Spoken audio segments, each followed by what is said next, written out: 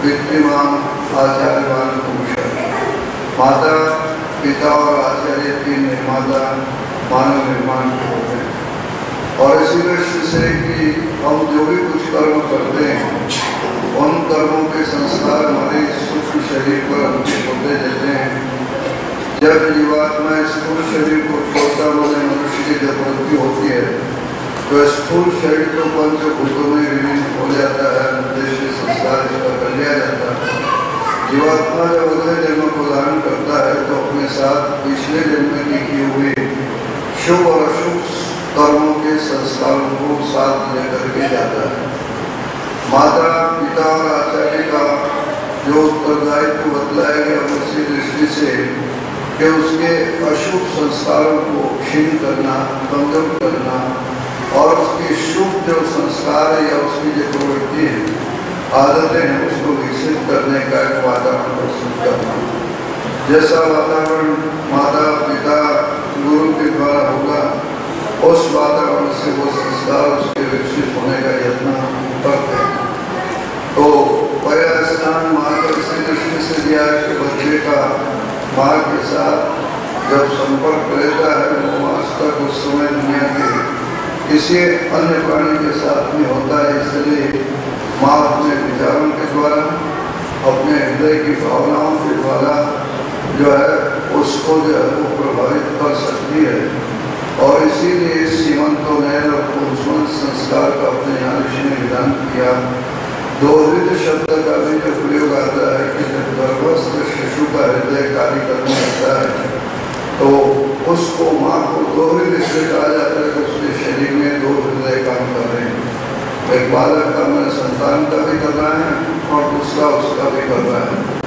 तो अपनी भावनाओं के द्वारा जो है सद्भावना हो, अच्छे विचार हो और यदि वो ठीक उसका अपना सोच अच्छा रहेगा तो उसको जो है वो प्रभावित कर सकता है। क्योंकि माँ के शरीर से बालक का शरीर बढ़ता है तो माँ के विचार भी उस बालक के विचारों को प्रभावित करेंगे, माँ की भावनाएं भी उसको जो है प्रभावित करेगी। इसलिए माँ से जितना उपकार होता है उतना अन्य से नहीं होता है। ऋषि दयानंद ने लिखा और वो शब्द जो दिया गर्भाधान से लेकर के महर्षि दयानंद जन्म नहीं दे रहे, लेकिन गर्भाधान से लेकर जब तक पूरी विद्या न हो तब तक माँ सुशीलता का उपदेश करती रहे। सुशीलता माने सद्गुण, सद्गुण उसके जीवन के अंदर आए। माँ इस चीज को जो वो प्रयत्न करती रहे तो प्रयत्न जन्म के पहले ही प्रारंभ हो जाता है। और इसी दृष्टि से जो जिम्मेदारी को समझता है उसी का गृहस्थ में प्रवेश करने का विधान स्वामी जी ने तो लिखा है। महर्षि दयानंद ने जहाँ चीजें इसके अंदर लिखी, वह संतान बड़े भाग्यवान है जिसके माता पिता धार्मिक है। माता पिता धार्मिक होंगे, धार्मिक और विद्वान को शब्द का प्रयोग किया और विद्वान से पहले भी धार्मिक विशेषण दिया है। विद्वान यदि होगा और वो धर्मात्मा नहीं होगा तो संतान को जब वो निर्माण के उत्तरदायित्व का उतना जो है जिम्मेदारी और उत्तरदायित्व का निर्माण नहीं कर सके। इसलिए धार्मिक होना माता और पिता के लिए बहुत आवश्यक है।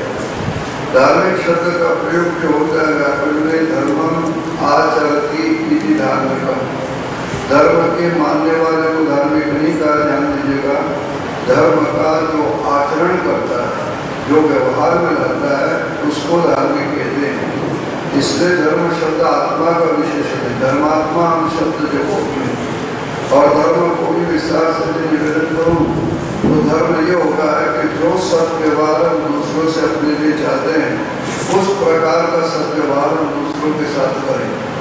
धर्म कोई आड़ा तिलक लगाओ, लंबा तिलक लगाओ या दाढ़ी रख लो, टोटी रख लो, धोती पहन लो या पेंट पहन लो, इसको धर्म नहीं कहा है। इसलिए उसको स्पष्ट किया है कि न लिंगम धर्म कारण, धर्म का कोई बाह्य चिन्ह नहीं होता। धर्म वो धारे थे प्रजा जिससे प्रजा की सुरक्षा होगी या और जो विद्या का आत्मा प्रतिकूलानी परेशान न समा करे। अपने को जो बुरा लग रहा है वैसा व्यवहार दूसरों के साथ भी नहीं करें। जिसको उन्होंने स्वस्थ प्रेमात्मन के दिया है कि जो अपने को दूसरों से अच्छा लगता है हम चाहते हैं कि मेरी कोई चीज़ यहाँ छूट गई है तो कोई न उठावे, तो मुझे भी चाहिए कि यदि दूसरे की वस्तु पड़ी हो, बोले लाख रुपये की पड़ी हो, मैं उसको न उठाऊँ। याना अस्तेय को जो है धर्म की परिभाषा को जो कहा जाए, योग दर्शन के अंदर जो यम बतलाए गए हैं, अहिंसा, सत्य, अस्तेय, ब्रह्मचर्य और अपरिग्रह, ये नैतिक जितने गुण हैं सारे के सारे धर्म की सीमा के अंतर्गत आएंगे, जो किसी देश, किसी वर्ग, किसी प्रांत या किसी संप्रदाय के साथ जुड़े हुए, बल्कि ये संसार के मनुष्य मात्र के आचरण के योग्य है। इसलिए इनके बारे में आगे लिखा गया सार्वभौमा महाव्रतम, ये सार्वभौमिक है। सत्य का विरोध भारत का रहने वाला हो या भारत से बाहर का रहने वाला हो, कोई विरोध नहीं कर सकता। इसी प्रकार से चोरी करना अच्छी बात नहीं है। इसका कोई जो है इसको चोरी को कोई अच्छा नहीं मानेगा, भले व्यवहार में लाता नहीं लाता है, लेकिन हिंदू हो, मुसलमान हो, ईसाई हो, भारत और भारत से बाहर किसी भी देश का हो नहीं मानेगा। तो धर्म उसको कहेंगे जो सार्वभौमिक है, जो सार्वकालिक है, जिसको सब लोग स्वीकार करते हैं, जिससे सबकी सुरक्षा होती है।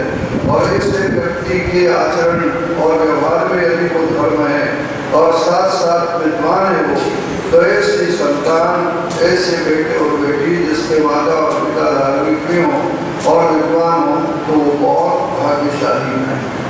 हो सकता है किसी विषय का कोई योग्य जानकार हो, विद्वान हो, लेकिन यदि उसके जीवन में आचरण में धर्म नहीं है तो संतान का निर्माण ठीक प्रकार से नहीं कर सकता। इसलिए विषयानंद ने धर्मात्मा शब्द का यहाँ पर जो विशेषण किया है। और अगली जो बात मैंने कल थोड़ी सी निवेदन की थी, इस चीज को लेकर के, नक्षत्र को लेकर, ग्रह को लेकर, राशि को लेकर ऋषि दयानंद एक चीज और कहते हैं कि बच्चों को बचपन से संस्कारित करना चाहिए कि भूत प्रेत के जो है ये उनको संस्कारों के अंदर जो न आने पाए। गंडा है, ताबीज है, भूत है, प्रेत है, डाकिन है, शाकिन है, या सारा जाल जो फैला हुआ है, ये मानवादियों के द्वारा जो फैला हुआ है, जो वेद विरोधी रहे हैं, उन लोगों ने ये सारी की सारी बातें गंडे, ताबीज या मारना, भूत डालना, भूत प्रेत वगैरह या विद्या आदि के कारण से जो इस देश के अंदर प्रचलित। भूत शब्द की व्याख्या विशेष बात को करें कि भूत धातु कोई व्याकरण की दृष्टि से आप देखो तो भूत धातु से निष्ठा प्रत्यक्ता करके भूत शब्द बनता है। भूत का मतलब जो व्यतीत हो चुका है उसको भूत कहते हैं। बच्चे जानते हैं 3 काल होते हैं, वर्तमान काल, भूतकाल और भविष्य काल। जो बीत चुका उसको भूत कहते हैं। तो इसी प्रकार से प्रेत उस शरीर को कहते हैं कि जिसमें से जीवात्मा क्या हो गया, निकल चुका है। प्रेतारे शब्द का प्रयोग किया। देखिए हम हर साल यहाँ आते हैं और हर साल यहाँ से चले जाते हैं। जो जाता है और बार बार आता है, इनको तो धातु से इधर शब्द बना, हम जाते हैं लेकिन वापस कुल में आ जाते हैं। लेकिन जीवात्मा के लिए जो है शरीर के लिए प्रेत इसलिए कहा कि जो इसमें से एक बार गया वो ऐसा गया प्रकर्षणी का जो इसमें दोबारा कभी आने का नाम नहीं लेता है। इस चीज को ध्यान दीजिएगा। प्रेत इसलिए कहा जा रहा है कि वो इस शरीर को करें कि जो इसमें से निकल गया है, दुनिया की कोई ताकत जो है प्रयत्न करे कि वापस उस जीवात्मा को शरीर के अंदर ला दे, जो निकल गया वो दोबारा इसके अंदर जो वो आता नहीं है। इसलिए उसको प्रेत कहा शरीर को, और इसको उठाने वाले को प्रेत कर दिया। तो भूत और प्रेत तो योनि नहीं है, और एक शरीर के अंदर एक जीवात्मा रहता, ध्यान दीजिएगा, जो कर्मों को कर रहा है और लोगों को भोग रहा है। तो ये जो है हमारे जो मानसिक रोग होते हैं संधिवात आदि के, जिसके कारण से व्यक्ति बड़बड़ाने लगता है, शोर मचाने लगता है या उछल-कूद करने लगता है, तो ये उसके जो है कुछ रोग ऐसे जिसको आयुर्वेद में शारीरिक और मानसिक 2 प्रकार के रोगों का है, उसके कारण से होता है। अविद्या के अंदर घिरे हुए लोग, जो लोग और लालच करते हैं, वो कहते हैं इसमें भूत लग गया है, प्रेत लग गया है, डाकिन आ गई है, शाकिन आ गई है।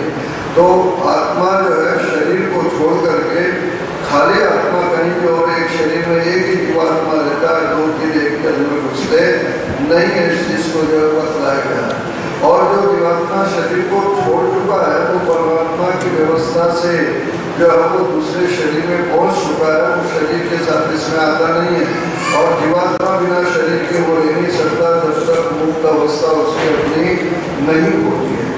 तो ऋषि इस बात को कह रहे हैं कि बच्चों को बचपन से हमें इतना संस्कारित कर देना चाहिए, क्योंकि बचपन के संस्कार उनके ज्यादा जो वो प्रभावित होते हैं। तो ऐसा ना हो कि बचपन में इनको भूत और प्रेत की कहानियां आप सुनाओगे तो कितने बड़े हो जाए ये भूत और प्रेत से क्या होंगे, प्रभावित होंगे। और इसलिए बचपन से इस डर को जो निकाल देना चाहिए। युगपत नास्ति अंतराय भाव, वो कह रहा है कि दो योनियों के अंदर, दो शरीर के अंदर वो अंतराय नहीं होता है कि जीवात्मा इधर घूमता उधर घूमता और कहीं नहीं मिलता तो वापस आता है और तकलीफ देता है। ये पौराणिकों ने डरा रखा है कि माँ का श्राद्ध नहीं करोगे, पिता का श्राद्ध नहीं करोगे, उनके आत्मा भटकेगी, वो आपको व्यापार में घटा देगी, बीमार करेगी, या और नुकसान होगा, या और को तकलीफ होगी। तो इसलिए मृतक आत्मा की शांति के लिए शांत करना चाहिए, या विविध योनियों के अंदर आत्मा न भटके इसलिए करना चाहिए। शास्त्रकार कहता है कि माता पिता तो जब तक जीवित है तब तक भी संतान को दुख नहीं देते, तो मरने के बाद तो दुख देने का सवाल ही नहीं होता है। और जीवात्मा अपने